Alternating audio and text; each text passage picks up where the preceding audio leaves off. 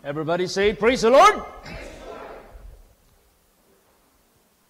Gawin ninyong masigla ang ating pagpuri sa Panginoon at malakas at buong puso. Everybody say, Praise the Lord! Praise the Lord! Sabihin nyo, Hallelujah! Hallelujah! Thank you, Jesus! Thank you, Jesus! Praise the Lord! Praise the Lord! Ay kung nakaraang rally ng mga nagkandidato ay malakas yung sigaw nila dahil gusto nilang itaas ang kanilang kandidato na mangulo sa ating bansa. Pero 6 years term lang yan. Ano pa kaya sisigaw tayo para sa ating buhay na Diyos na magbibigay sa atin ng lifetime na grasya, biyaya, at matapos ang ating life span dito sa sanglibutang ito, ay meron pa tayong haharapin at tatanggapin na buhay na wala ng kawakasan. Lalo't higit tayo'y sisigaw sa Kanya para purihin Siya, pasalamatan Siya. Praise the Lord! Praise the Lord! Maraming tumakbong presidente, pero isa lang ang mananalo. Dito naman sa sanglibutang ito, parang Amerika, ang political setting, dalawa lang ang partido. Republican, tsaka ano ba yan? Dominican? Republican at tsaka ano ba isa? Democrats. Opo. Dito naman, dalawa din ang partido na gustong mangulo, maghari. Yung natalo na doon sa langit na gustong maghari, si Lucifer. Hindi siya nanaig doon. Tapos nung binagsak siya dito sa lupa, gusto pa rin niya maghari. At pinapakilala pa rin niya ang kanyang sarili na siya yung Diyos. Subalit, dahil sa awa ng Diyos sa atin, nagpakatawang tao ang Diyos para ipakilala rin sa ating lahat na sa Kanya tayo maniniwala at sa Kanya tayo lalapit dahil siya yung totoo at tunay na tagapagligtas sa atin. Ngayon, dahil sa Ebanghelyo ng salita ng Diyos, nakilala natin sino yung totoong hari ng mga hari, Panginoon ng Panginoon, at naglalang sa langit at sa lupa. Pag nakilala na natin siya sa pamagitan ng kanyang katotohanan at ng kanyang Ebanghelyo, tayuan natin yan. Praise the Lord! Kasi pilit tayong hahatakin ng kaaway niya para kumbinsihin. Nakita niyo yung labanan ng politikal dito sa atin. Pasukin ka sa bahay, kumbinsihin ka, bigyan ka ng mga pamphlets na sirain yung kaaway, na kahit doon ka na naniniwala, siraan ka pa rin ng loob para lilipat ka. Ganon. Pero hindi ko tinuturing yung dito sa atin. Tinuturing ko yung sa langit at saka yung binagsak dito sa lupa. Ganon na ganon ang kalagayan natin. Kaya, matapos nating makilala ang legit na hari ng lahat ng mga hari, Panginoon ng Panginoon, Diyos sa lahat ng mga Diyos na lumalang sa langit at sa lupa, sa pamamagitan ng kanyang Ebanghelyo, ang importante sa atin, tayuan natin siya. Praise the Lord! Bakit? Meron nang nangyari. Hindi nila tinayuan ang kanilang Diyos na totoo. Di ba napahamak sila? So lahat ng tao rin sa sanglibutang ito, pag hindi natin tayuan ang ating nakilalang lumalang sa langit at sa lupa at nag-iisang Diyos na nagpakatawang tao para tayo i-redeem, para tayo i-ransom sa kamay ng kanyang kaaway, at dahil sa kanyang resurrection, patunay ito na merong buhay na walang hanggan. Pag nakilala na natin ng lubos ang ating tagapagligtas at pag hindi pa natin siya tinayuan, Malaking posibilidad mahatak tayo sa kanyang kaaway at siyang ikakapahamak natin. Kaya kung gusto mong mabuhay dito sa lupa, kahit temporary, kung gusto mong mabuhay doon sa kabilang buhay, doon sa kanyang kaharian, tayuan mo ang Diyos na naglalang sa iyo, tayuan mo si Kristo na nag-iisang tagapagligtas natin lahat. Praise the Lord! Basahin natin ang unang verse. 1 Thessalonians 3:8. Praise the Lord. For now we live if we stand fast in the Lord. See, maliwanag. Ngayon, mabubuhay tayo pag tayo ay maninindigan ng matibay sa Panginoon. For now we live if ye stand fast in the Lord. Tingnan mo yung mga anghel doon sa langit na hindi naging steadfast sa kanilang Panginoon na lumalang sa kanila. Nagsimula yan kay Lucifer. Hindi siya naging steadfast. He didn't stood with the Lord who created him. Nagsimula sa kanya. Gusto na niya siya ang maghari. Gusto na niya ang Diyos i-dethrone. Gusto na niya ang Diyos paluhurin. Gusto na niya siya na ang uupo sa trono. Ito namang mga anghel na nilalang din ng Diyos na kasama niya. Hindi rin naging steadfast sa Panginoon. Naniwala din sa Kanya, sumapi din sa Kanya para labanan ang nag-iisang Diyos na naglalang sa kanilang lahat. So anong mangyayari ngayon? If we will not stand fast in the Lord, na nakilala natin na lumalang sa atin lahat, hindi tayo mabubuhay. Mapapahamak tayo. Kaya gusto ng ating Panginoong Diyos, let us stand fast in the Lord, that we shall live. Praise the Lord! Praise the Lord. Basahin natin ano ang nangyari na hindi nanindigan ng matibay sa Diyos. Basa, Jude 1:6. Praise the Lord. And the angels, which kept not the first estate, but left their own habitation, he hath reserved in everlasting chains, under darkness unto the judgment of the great day. Tingnan mo. Dahil hindi nila tinayuan ang Panginoong Diyos sa kanilang unang naging kalagayan. Ano bang unang kalagayan nila? That they were sons of God. That they were created by God. That they were angels of God.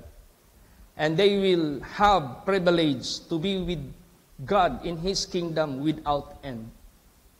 Kaso hindi sila naging steadfast. Hindi sila naging matibay sa Panginoon. Kaya tuloy, napahamak sila. The same thing na mangyayari po sa buhay natin. Kasi ang kaaway malakas magkonbinsi. Ang kaaway malakas mag-deceive. Walang pagod. Day and night na nagkukonbinsi sa atin sa maling direksyon, sa maling daan, sa maling pananampalataya. Tingnan mo anong nangyari sa mga anghel, 1/3 of angels na deceive. Tingnan mo anong nangyari dito sa lupa. Sa panahon ni Noah, ilan ang tao ang na-deceive at ilan lang ang naniwala. Sa panahon ng Sodom and Gomorrah, ilan lang ang naligtas, napakarami ang napahamak. Ngayon, ganon din, ilan ang mga tao ngayon na nandigan ng matibay sa buhay na Diyos. Pag sinabi mong maninindigan sa buhay na Diyos, ibig sabihin yan, kahit hindi mo nakita ang Diyos, tinatanggap mo ang Kanyang kautusan. Pinapakinggan mo ang Kanyang salita at ginagawa mo. Ngayon, ang mga tao ngayon, halos hindi na nila pinapansin ang tinig ng Diyos, ang boses ng Diyos, na walang iba ang banal na salita na nakasulat dyan sa Biblia. Mas minagaling pa nilang makinig sa mga scientist, mas minagaling pa nilang makinig sa mga malalaking tao sa sanglibutang ito na sumikat at yumaman ng husto. Mas minagaling pa nilang pakinggan yung mga nag-iimbento ng kung ano-anong mga technologies sa sanglibutang ito. Kaya tuloy, siyang magiging kapahamakan nila lahat. Kaya importante, nakilala na natin ang Diyos. Sa Kanyang mga banal na salita, huwag ka nang mag-alinlangan sa Kanya. Kasi hindi lang basta buhay dito sa lupa ang Kanyang pinangako. Buhay na hindi magpakailan paman maibibigay ng sino man. Ano yung promise niya na buhay? Pag sinabing, if we stand fast in the Lord, we shall live. What kind of life what we will live? Anong klaseng buhay na ating maging matatamo? Basa. 1 John 2:25. Praise the Lord. And this is the promise that He hath promised us, even eternal life. Tingnan mo. Yan ang pangako niya na buhay. Na pinangako niya sa lahat na maniniwala at maninindigan sa Kanya, kahit paman ang buhay na walang hanggan. At wag na wag mong sabihin matagal pa yan darating sa buhay mo. Kasi ang buhay natin sa sanglibutang ito napakabilis, parang isang sulyap lang. Ang buhay natin sa sanglibutang ito parang overnight lang. Ang buhay natin sa sanglibutang ito parang usok. Minsan makikita mo, maya-maya, titikan mo ng husto, mawawala. Life is like a vapor, appeareth for a moment, afterwards disappear. Pag sinabi ni Lord Jesus Christ, the kingdom of God is at hand, that is accurate, that is perfect, that is true. Tapos sabihin mo, oh, how come those people who died until now, hindi pa nila natanggap yung resurrection? There are how many decades, there are how many centuries already that passed, and yet they are still in the grave. They never been resurrected to receive the promise of God, which is eternal life. Iisahin yan ng Diyos. Sasabayin yan ng Diyos. At lahat na namatay mula kay Adam kang Eva, whether you are righteous or not, yung kanilang paghihintay sa resurrection, hindi nila mararamdaman ang length of period or time na kanilang paghihintay. Para bang tao natulog, kahit ilang oras kang matulog dyan, paggising mo, gusto mo pang babalik sa tulog kasi hindi mo ramdam yung panahon habang natutulog ka. Akala mo isang iglap lang, gumising ka, akala mo you never spent time in your sleeping. Akala mo wala kang ginugol na panahon, yung pala naka8 oras ka na o naka10 oras ka na. So, lahat ng sinalita ng Diyos, accurate and perfect. So, gusto ng Diyos maging steadfast tayo sa Diyos.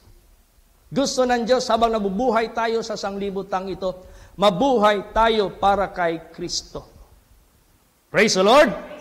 Bakit? Basa. Philippians 1:21. Praise the Lord. For to me to live is Christ, and to die is gain. Yes. Kasi wala na kasing ibang sino pa man mula sa langit na bumaba dito sa lupa na maghahayag ng katotohanan about God. Wala nang ibang galing sa langit na bumaba dito sa lupa na magbibigay sa atin ng liwanag na binilim ni Satanas sa buhay ng tao. Wala na eh. Kaya nga sabi dyan neither is there salvation in any other, for there is none other name under heaven given among men whereby we must be saved. Wala nang kaligtasan sa kanino paman, sabagkat wala nang iba na bumaba mula sa langit. Papunta dito sa lupa na sa pangalan niya, tayo ay maliligtas. Wala namang iba. Sino pa bang ibang bumaba mula sa langit? Si Kristo lang. Kaya, dyan tayo mamumuhay para kay Kristo. Anong ibig sabihin mamuhay para kay Kristo? Believe Him and obey what He showed to you. Maniwala ka, sundin mo anong ipinakita sa iyo. Basahin mo yung gospel of Jesus Christ, Matthew, Mark, Luke, John. Diyan mo makikita ang mga sinasabi, diyan mo makikita ang gawa ni Kristo, diyan mo makikita ang turo ni Kristo. Sundin mo lahat yan. And he is speaking about the Word of God in the Old Testament. Pag magbasa ka ng Old Testament, lahat Old Testament, sinunod yan ni Kristo sa New Testament. Praise the Lord! Si Kristo lang ang nakasunod sa batas ng Diyos. Walang taong makakasunod. Sa atin dito, walang makakasunod sa batas ng Diyos. Kaya ang righteousness will be acquired by faith. Bakit by faith? Kasi kung naniwala ka kay Kristo at hinayaan mo siyang mabuhay sa iyo at hindi na ikaw, diyan mo pa magagawa ang batas ng Diyos. Dahil hindi na ikaw ang gumagawa, kundi ang Diyos na. It is God that worketh in you both to will and to do His good pleasure. Kaya sabi ni Lord Jesus Christ, without me, you can do nothing. Ganun ang ibig sabihin yan. Righteousness by faith through our Lord Jesus Christ. No man can fulfill the law. Walang makapulfill sa batas. Kaya the law became cursed to human kasi walang nakasunod sa kanila. But nandito pumunta ang ating Panginoong Hesukristo, ginawa niya, tinupad niya ang batas ng Diyos para maniwala tayo sa Kanya at hayaan natin si Kristo ang mabuhay sa atin at hayaan natin ang sarili natin ma-denied. Kaya sabi ni Jesus, you want me to be followed sa buhay nyo? Gusto nyo ako ang mabuhay sa inyo, ang masunod sa inyo? Deny yourself. Take up your cross daily and follow me. Ganun ang way. Kaya napaka-importante magpakatibay tayo sa Panginoong Diyos. Alam niyo po bakit sinabi, for me to live is Christ and to die is gain? Basa.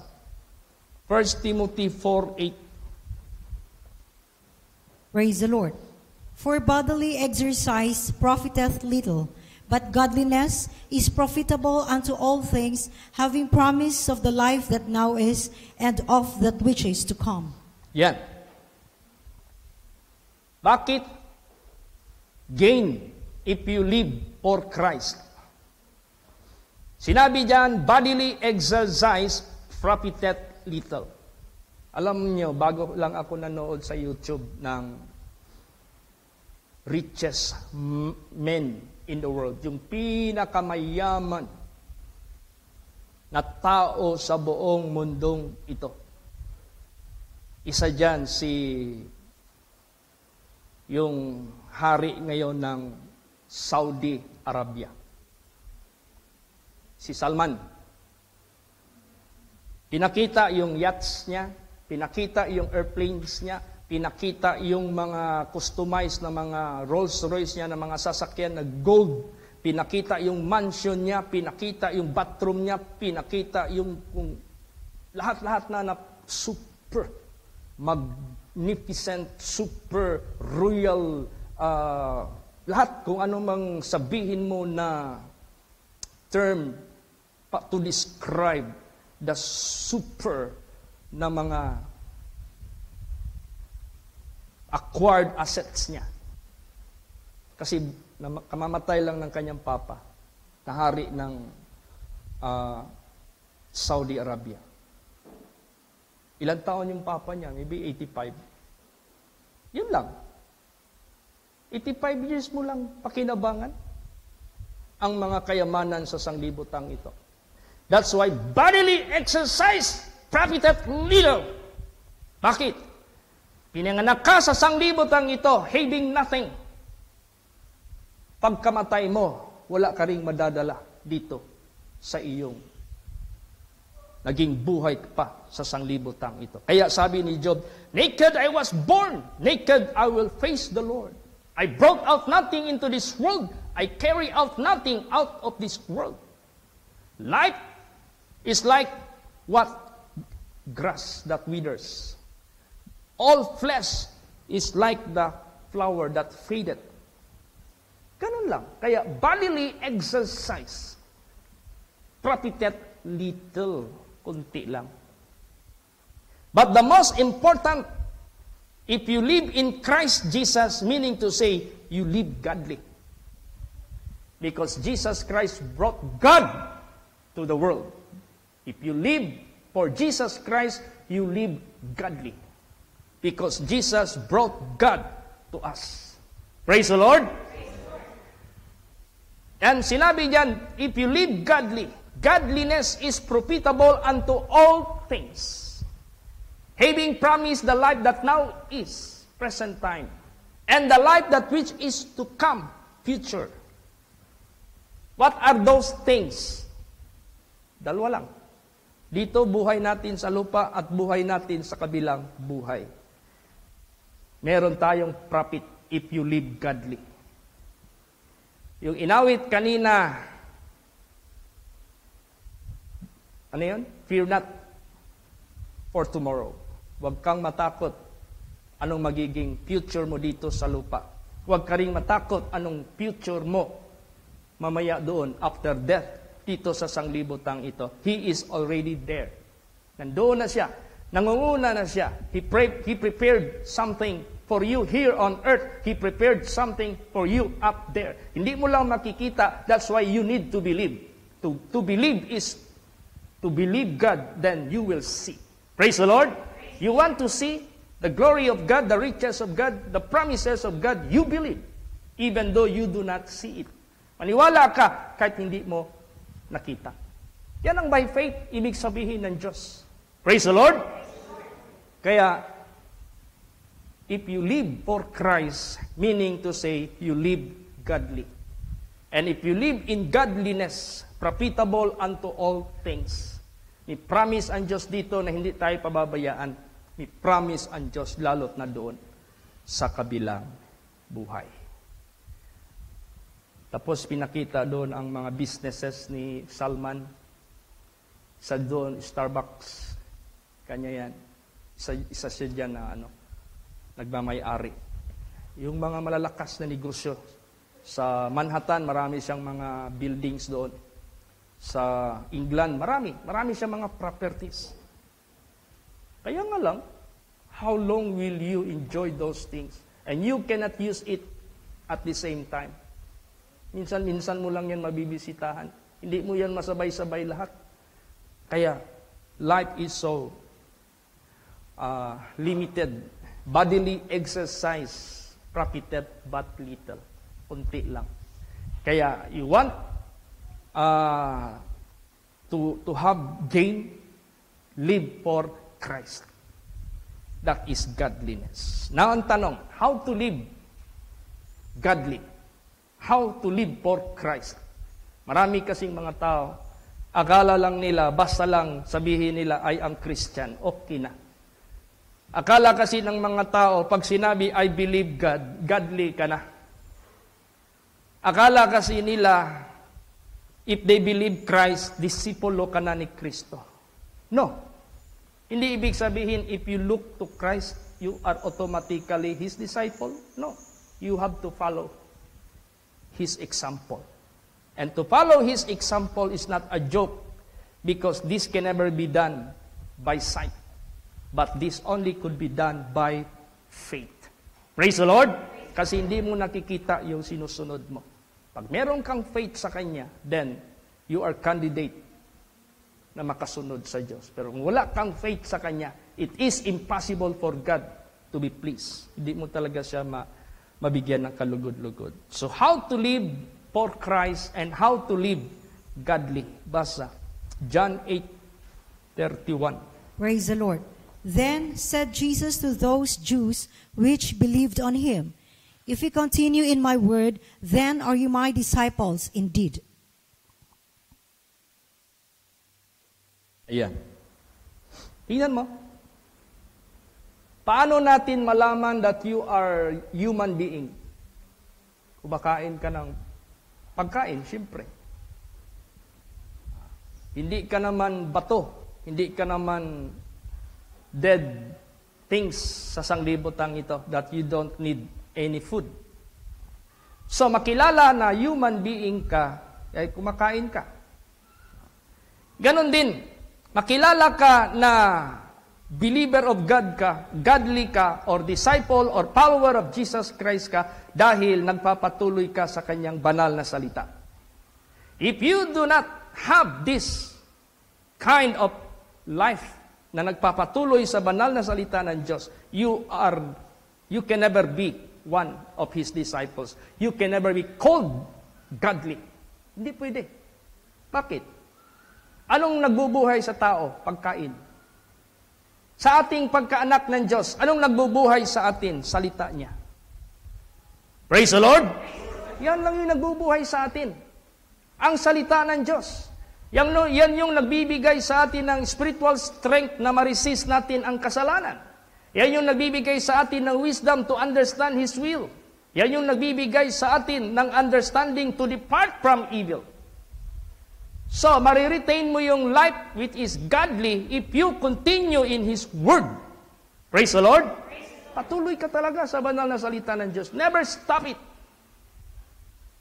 As long as you still living in this world.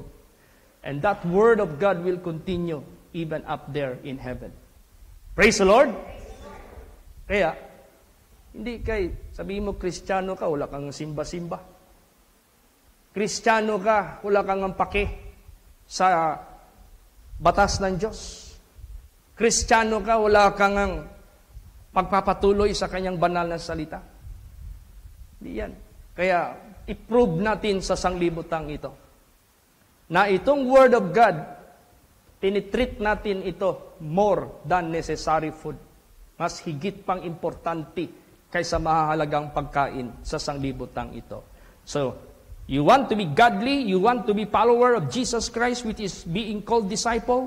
Jesus said to those which believe on Him, if ye continue in my word, then ye are my disciples indeed. Yes, maging disciple ko kayo. So, patuloy tayo, non-stop, sa pagpakinig, sa pagbasa, at sa paggawa. Tatlo yan eh. Hindi pwede isa lang. Tatlo yan. Basa. Revelation 1:3. Sige po. Ano yung tatlo na yan? Sige. Ano yan? Unexpected, ano natin yan? Verse. Sige po. Praise the Lord. Blessed is he that readeth, and they that hear the words of this prophecy, and keep those things which are written therein, for the time is at hand. Yan. Tatlo.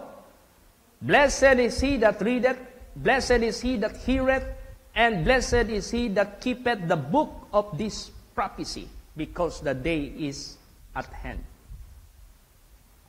Pagbulag ka, may pakinig ka, makarinig ka, magawa mo pa rin. Pag bingi ka, pero nakakakita ka, makakabasa ka pa rin, magawa mo pa rin. Hindi man ma-establish yung pag-keep without having His Word. Praise the Lord! Eh, what if, Pastor, bingi, bulag, tapos pipi pa? Gumawa ang Diyos ng brill. Alam mo yung brill? Yung ginagamit ng bulag. Meron ng Bible ngayon na brill eh. Kakapain lang ng kamay nila, mababasa nila yung letra. Walang lusot. Ang tao, gumawa ang Diyos ng lahat ng paraan. Paano yan kung Bisaya ako, hindi ako makaintindi ng English? Gumawa din ng translation ng Diyos ng Bisaya. Eh kung Ilocano, meron ding translation ng Ilocano. German, lahat ng halos dialect ng buong mundo. God made translation. Praise the Lord! Walang excuse ang tao sa sanglibutang ito. Kaya, para kasi tayong sanga na kung hindi tayo mag-abide kay Kristo Jesus, wala tayong magagawa. Basa. John 15 verse 4. Praise the Lord. Abide in me, and I in you. As the branch cannot bear fruit of itself, except it abide in the vine, no more can ye, except ye abide in me. Yes, manatili kayo sa akin, at ako'y mapapa sa inyo. Katulad sa sanga, kung hindi siya mamumunga, maliban siya'y manatili sa puno. Wala kayong magagawa kung hindi kayo manatili sa akin. See, ganun ka-importante ang Word of God. Abide tayo dyan. Continue tayo dyan. Yan ang makabuluhan na buhay na huwag tayong huminto sa salita ng Diyos. Tapos habang nagpapatuloy tayo sa kanyang banal na salita, diyan tayo didinggin anumang hingiin natin sa kanya. Basa, John 15:7. Praise the Lord. If ye abide in me, and my words abide in you, ye shall ask what ye will, and it shall be done unto you. Yan. O, di ba? Kung manatili kayo sa akin, ang salita ko manatili sa inyo. Anuman ang hihingiin na gusto ninyong hingiin, mangyayari at matutupad sa inyo. O, kaya kausap ko ang ating kapatiran dito na bisita natin. Na nagboto kasi ako diyan sa Matina, mataas ang linya. Sabi ng mga tao, Sir, ang pinakabuntot ng linya dito sa butuhan, sa precinct na ito, na sa itaas, second floor. Umakyat ako sa second floor. Pag akyat ko pa lang ng hagdanan, ang mga tao nandoon na sa hagdanan nag-line up. Hagdanan na naman, papunta na ng second floor, nandoon. Pag kanan ko, napakahaba ng linya. Ang buntot, napakalayo. Ay nadaanan ko sila, mag-asawa. Di siyempre, kapitbahay, kababata. Nag-usap-usap kami. Hanggang nag-sharing kami sa buhay. Sabi niya sa akin, ngayon pa lang ako nagkaedad, naniwala at humingi sa Diyos. Pero hindi pa huli ang lahat. Kasi nakasimula na ako at meron na akong someday na haharbisin sa kanyang financial side. Nag-share din ako sa kanya. Sa buhay ko rin, when I never ask doon sa Diyos, I never receive from Him. But when God calls me to ask, gusto niya akong pahingiin ng ganito. Kung kailan ako humingi, tsaka ako natanggap. Kaya ganun pala. Kung nanatili ka sa kanyang banal na salita, ang Diyos nagsasabi, humingi ka na sa akin. Kahit gaano ka-imposible. Kahit gaano kalaki para sa iyo. Kahit gaano kahirap para sa iyo. Ibibigay ko yan. Praise the Lord. Kaya, yan ang pangako ng Diyos dito sa buhay na ito. Kung anumang pangangailangan natin, ibibigay niya. Basta mag-abide tayo sa kanyang banal na salita. I never thought that I could have vehicle in my ministry. I never thought because of what? Dahil sa kawalan talaga. Pero nung pinukpok ako ng Panginoong Diyos na humingi sa Kanya, nandiyan pala yan eh. Pag mag-abide ka sa Kanyang banal na salita, may privilege ka hihingi sa Kanya at ibibigay niya. Yung palang privilege na sa akin, matagal na. Hindi ko lang ginagamit. Baka kayo din ganon. Nag-abide kayo sa Kanyang banal na salita. Gamitin niyo yung privilege ninyo. Ano yung privilege natin? Humingi ka sa Kanya kahit ano, ibibigay niya yan. Huwag ka lang humingi ng ikasasama mo. Huwag ka lang humingi sa ipagkakasala mo. Siyempre, kung nag-abide ka sa kanyang banal na salita, hindi ka lalabas sa kanyang katuwiran, hihingi at hihingi ka ng matuwid na bagay. Ay ngayon, yun. Unang hingi ko, vehicle, sasakyan. Even at that time, it's impossible for me to afford to buy a vehicle. Ginamit lang isang tao. Isang tao lang ginamit. Naging capable ako. Hindi ko pa kilala. Hindi ko pa membro. Nakasakay ko lang dyan sa barko. And when we met each other, the way he approached me is to bring me to Christ. And I never introduced myself as a servant of God or a pastor. I just respect him because he is bringing me the Word of God. I must respect him. Until such time, nabaliktad siya ang sumama sa akin. Praise the Lord. After all, nakilala niya na ako pala isang lingkod ng Diyos. And God bless him. Siya lang ang ginamit. Nag-love siya. which is capable to buy cash. Cash talaga na sasakyan. Pero ang nabili kong sasakyan, according to my request. Kasi lumabas sa bibig ko kahit bulok. Basta aandar, basta 4 na ligid, 4 na gulong. Natupad talaga yan. Siguro nakita pa yan ni Leia. Yung unang sasakyan ko dyan sa Matina, yung maroon na Pinoy na maroon. Pinoy 2. Yung pinagsawaan ng PLDT sa Manila na service nila hanggang nabili ng isang taga Jensan at bininta niya rin sa akin. Worth 50,000. Praise the Lord. Kaya, ganun ang privilege. Pag mag-abide tayo sa kanyang banal na salita, ask anything. Ibibigay niya yan sa atin. Kaya itong ating mga gawa ayon sa kanyang mga tinuro sa atin sa banal na salita ng Diyos, magpakatibay tayo para anuman tukso ng dyablo sa buhay natin, hindi na tayo mahulog sa pagkakasala. At maging worthy tayo, tatawag sa kanyang pangalan, at pagdating ng panahon, kung ikamatay man natin, ilang taon tayo sa sanglibotang ito, basta namuhay ka kay Kristo, huwag kang mabahala. He is there already. Nandyan na siya. Di ba sabi ni Jesus, let not your heart be troubled, neither let it be afraid. In my Father's house are many mansions. If it were not so, I would have told you. For I go and prepare a place for you. The question is, He went already? Yes, He went already. Praise the Lord. And if I go and prepare a place for you, I will come back again. The question is, did He already come?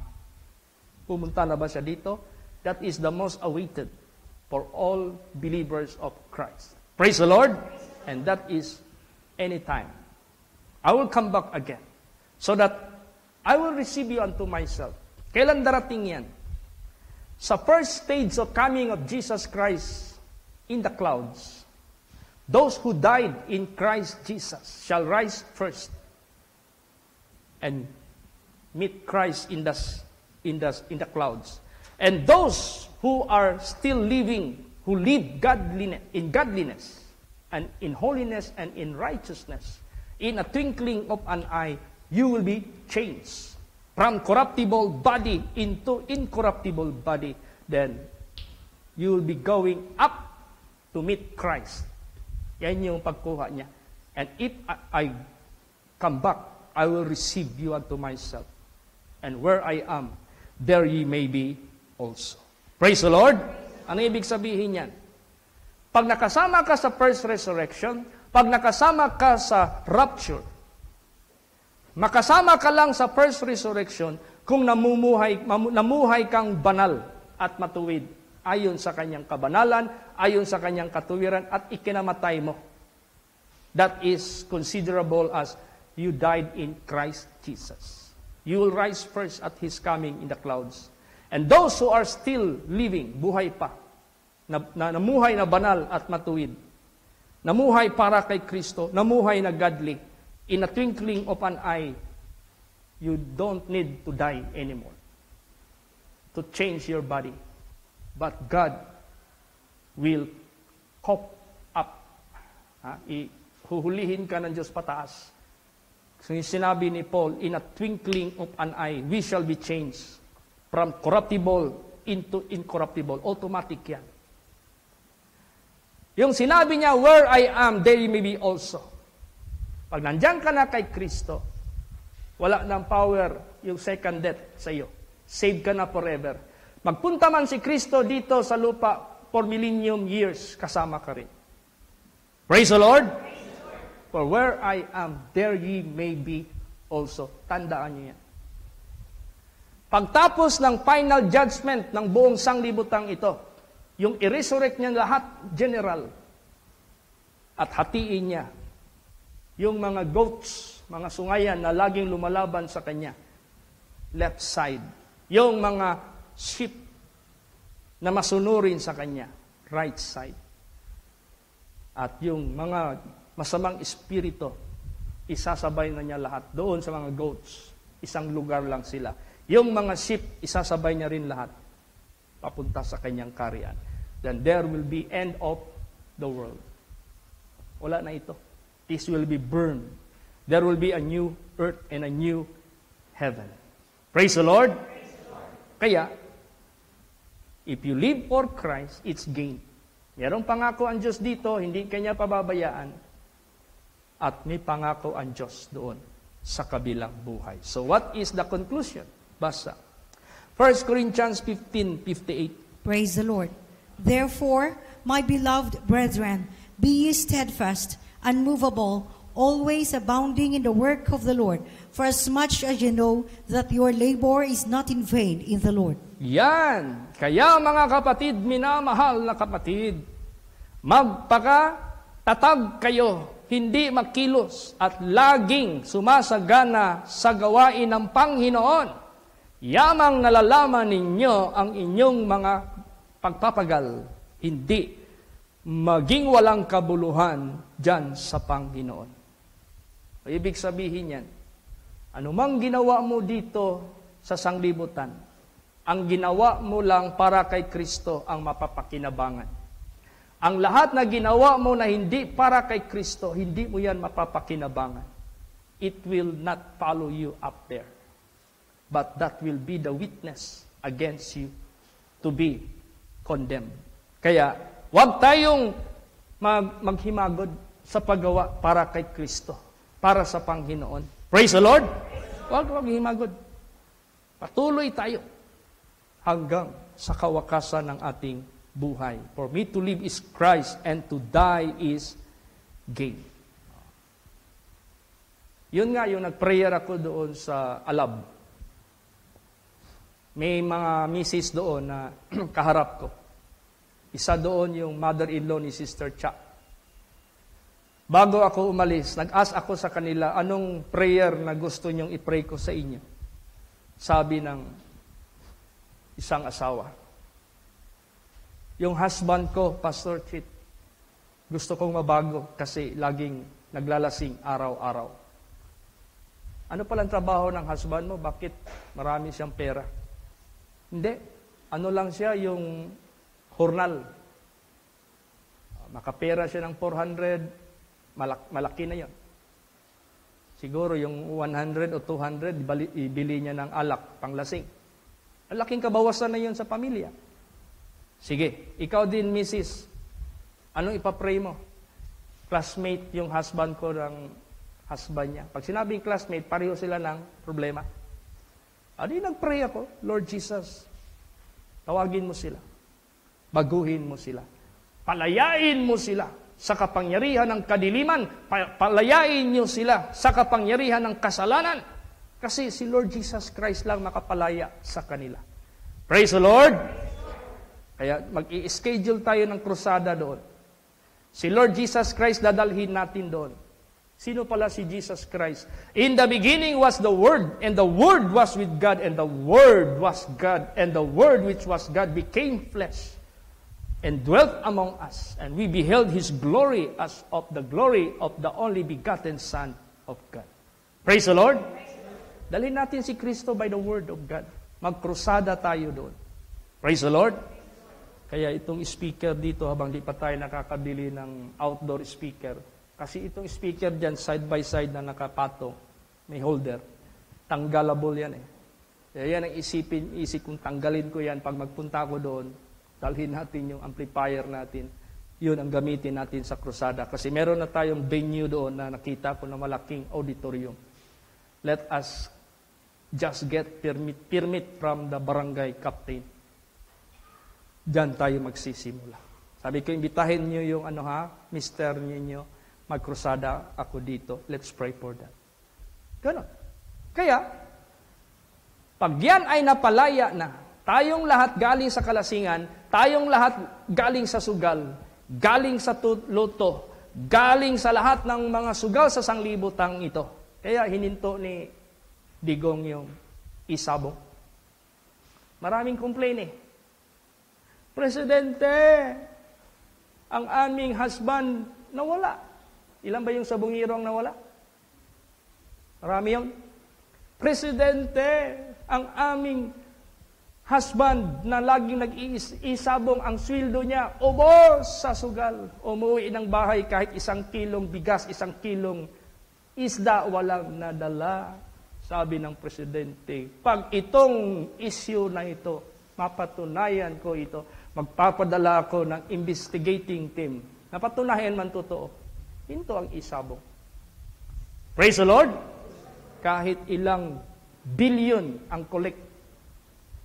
makokolekt, hindi na niya pinanghinayangan.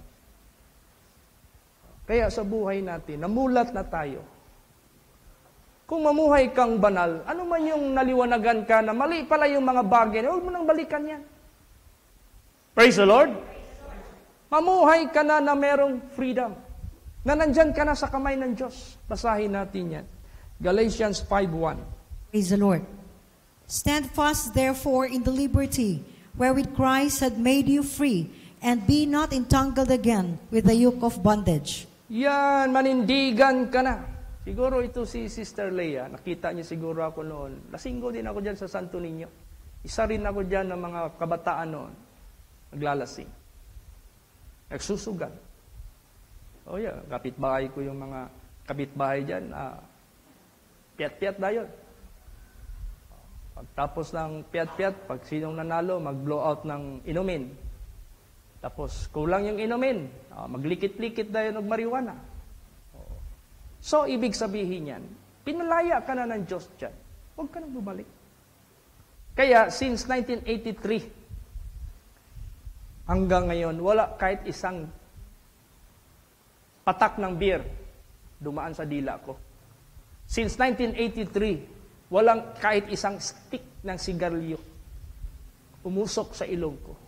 Since 1983, kahit isang segundo sa sinihan, kahit isang segundo sa Stag Pub House, yung aking mga pinupuntahan, kahit isang segundo sa upuan ng madyungan, upuan ng barahan, wala na. Yan man instruction ng Diyos. Stand fast therefore in the liberty wherewith Christ, who made you free, only Christ. And be not entangled again with the yoke of bondage. Huwag ka nang bumalik. Praise the Lord. Ang the best, yung inawit nila sa choir, stand, tumayo ka para kay Kristo. Last verse. Philippians 4:1. Praise the Lord. Therefore, my brethren, dearly beloved and longed for, my joy and crown, so stand fast in the Lord, my dearly beloved. Yan. Yan ang conclusion ngayon. Therefore, my brethren, dearly beloved and longed for, my joy and crown, so stand fast in the Lord, my dearly beloved. Yan ang kaligayahan ng mga lingkod ng Diyos, na manindigan kayo lahat. Tulad yan, birthday ko. Ngayon ako mag-celebrate ng birthday. Bakit itaon ko sa linggo? Kahit bukas pa ang birthday ko. Gusto ko makasama kayo who stood fast in the Lord. Praise the Lord. Gusto ko makasama ko kayong lahat na nanindigan kay Kristo Jesus. And this is my rejoicing. This is my joy to be with you, na nanindigan kayo sa Panginoon. Yan ang gusto ng ating Panginoong Diyos. Kahit simple lang yung ating kakainin mamaya, ang importante kasi kasama ko kayo. Praise the Lord! Hindi naman tayo na maggastos ka ng sobrang dami pagkatapos tatapon lang sa lamaw yung pagkain. Sobra-sobra. Simple lang. Basta importante walang uuwi mamaya na hindi busog. Praise the Lord! Importante busog tayong lahat sa pag-ibig ng ating Panginoong Diyos.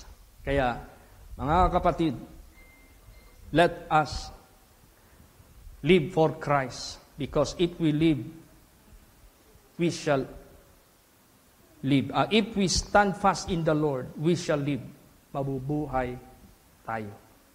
Everlasting life. Mabubuhay tayo dito with all ipoprovide ng Diyos ang ating pangangailangan. Itong lupa na ito, bakit natin ito natanggap? Hiningi natin sa Panginoon. Itong building natin, kahit ganito lang ka-simple, Bakit nagkaroon tayo? Hiningin natin sa Panginoon. Nung gusto ko nang magtira dito, it will cost about 300,000 yung pag-renovate yan. Humingi ako sa Panginoon. Binigay niya para makatira ako dito. Praise the Lord. Oh. Tapos meron pa tayong hihingiin sa Panginoon para magkasya tayo ngayong June 15. Yung lugar dyan na hanggang doon, patatayuan yan ng malaking simbahan. Para in kaso pupunta man lahat ng mga membro natin from Luzon, Visayas, Mindanao, London, Canada, saan-saan pang lugar, Singapore, Malaysia, New Zealand, saan pa, Japan, marami, all over the world, may Africa pa.